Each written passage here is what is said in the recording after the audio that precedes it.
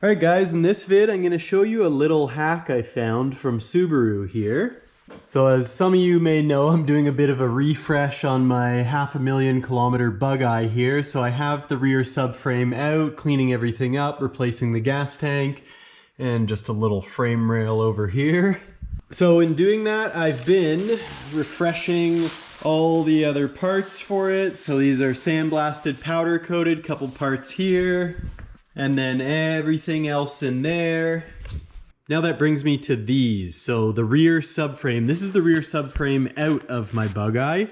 As far as rust, yes, it has surfaced rust wherever the rust proofing over the years could not get. Otherwise, underneath the crud, it is in fantastic condition. So my dilemma here is to get this sandblasted and powder coated, you have to get out these bushings. In the WRX, they have a rubber surround around the bushing, steel through the center, steel cone around the outside. They pop out, they pop in. It is incredibly difficult to get them out and to get them in. I've done it a few times on other cars. It is not fun and does take a lot of effort to do well. Sometimes your bushing going back in, if it starts to tilt, the little metal sleeve around the outside is very weak and it can start to ripple, and once you've done that, you've ruined your bushing. Another issue is these bushings are really hard to get. If you can get them from Subaru, they are $60 each. So that is $240 to do the rear subframe. Before, when I've done them, I've got them from Hard Race. I don't even know if they still carry them, but they were a little bit cheaper and a really nice quality, so I've used those before with great success. Then that brings me to my last topic. Now, let's say I've got the bushings out. Then I've purchased the new bushings. Now I have to bring the subframe to be sandblasted and powder coated.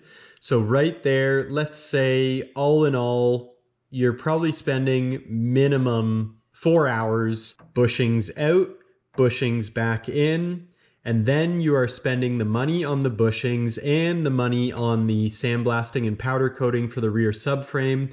I figure you'd be looking at, you know, close to $500 and 4 hours of your time bushings out and bushings back in.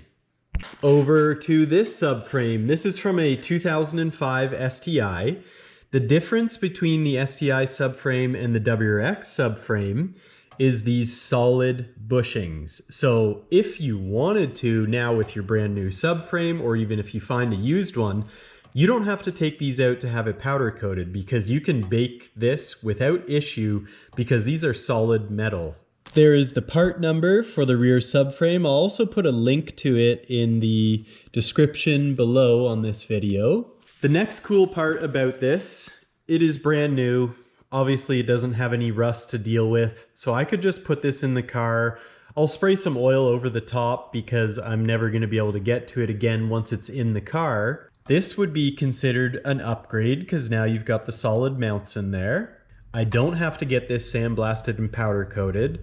This from Subaru was $440. So financially, this was the way to go versus restoring this. I'm all for restoration, but when it comes to saving time and saving money, I am also all for that. Alright guys, hope this video helped some of you guys out with your future projects, and that was my little Subaru hack that could save you some time, effort, and grief, because let me tell you, getting those bushings out from the WRX subframe is a mission that most people don't want to get into. It's really difficult to rig it up in a press or however else you come up with to remove them.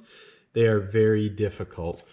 All right, guys, till the next one, happy Subaruing.